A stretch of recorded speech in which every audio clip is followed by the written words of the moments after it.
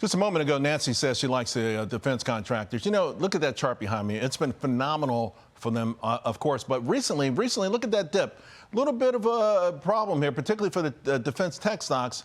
And of course, they've been under pressure since October because the drumbeats of war have begun to be drowned out by the drumbeats of peace. And those drumbeats, by the way, beating even louder today as it feels like maybe we're getting a lot closer to the end of the war in Ukraine. I want to bring in Martin Capital founder and CEO Rod Martin. And you know, Rod, there's a word that the U.S. is now offering Ukraine a 15-year security guarantee. Could that be what maybe closes the deal here? I think that's a key part of it. You know, the key to this all along has been keeping Ukraine out of NATO from the Russian perspective, not because of the United States, not even because of NATO per se, but because if you think about it, Germany is a key NATO ally. That would effectively put the German army within 2 days' march of Red Square. That reverses World War II. So that's just unacceptable for them. But they can have a security guarantee that gets this over the top. It's not the last piece. There are going to be a few more things to work out, like the Zaporizhia nuclear plant and reconstruction money for both countries, really. But I think this is key, and it's a really big deal. What about the more concessions for the U.S. and things like rare earth materials? Well, that's absolutely going to happen, and the president was steadfast on that with Ukraine early on.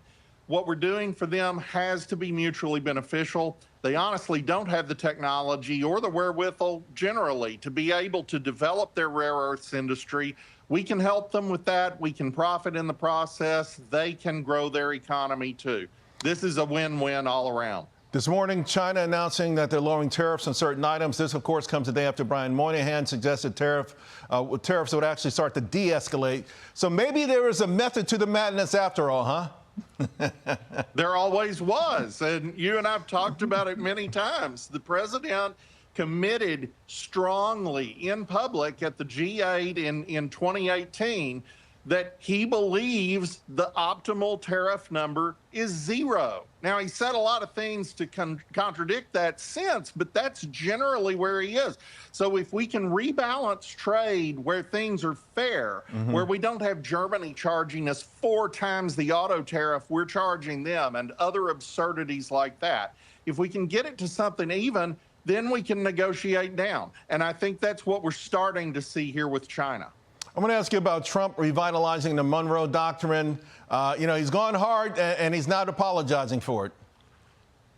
No, and he shouldn't be. And Venezuela, aside from being a socialist nightmare, aside from being a place where its people in what ought to be one of the wealthiest countries in the world are eating scraps out of garbage dumps because of the mismanagement of their leftist government, aside from all of that, they've deliberately made themselves a base, not just for narco-terrorists, but for Russia, China, and Iran.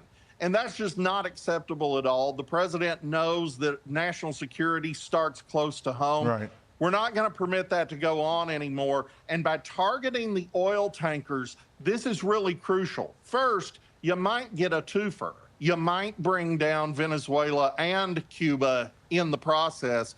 But it's also a warning shot across Vladimir Putin's mini shadow fleet bows.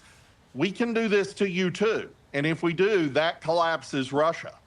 Hey, I got less than 30 seconds. All of these deals, all of these things, the financial media doesn't talk about them a lot, but, you cross both worlds. So they do have a positive impact on markets, don't they?